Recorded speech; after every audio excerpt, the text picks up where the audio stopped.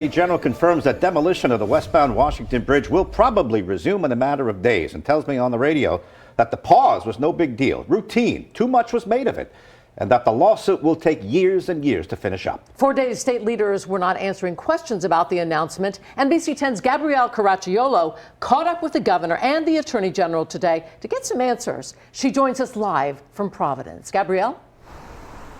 The Attorney General tells me that some of the evidence they need to preserve here at the Washington Bridge couldn't be accessed until after the demolition work started. Both he and the governor say this pause on the demo won't have any impact on the demolition in the long run or on the process to getting the bridge rebuilt.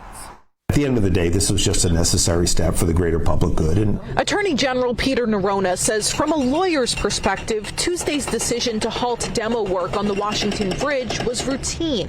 Work needed to stop to preserve evidence like these broken rods for the state's legal battle over the bridge failure. The news came just hours before roads were scheduled to close in both Providence and East Providence. Was this something that was decided very last minute, or did you have advance heads up from the legal team that the demo work would need to pause? Well, I think that the legal team let us know, and we responded on the schedule that they provided to us. When did they let you know?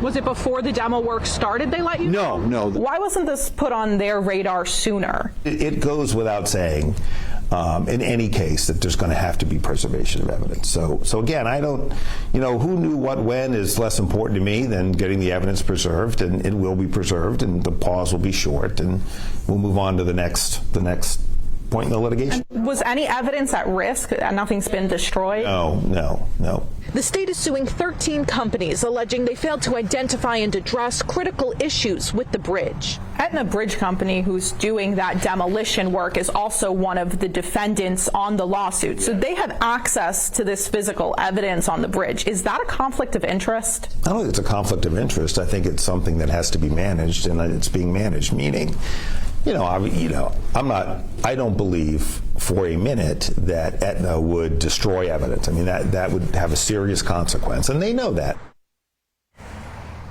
Now, we don't have an exact timeline for when the demo work here will resume. We're told it should be sometime soon, but we don't know when those road closures that were canceled will actually take place. And we are told that engineers are able to do some other work here at the bridge while the evidence is being preserved. Live in Providence, Gabrielle Caracciolo, NBC 10 News.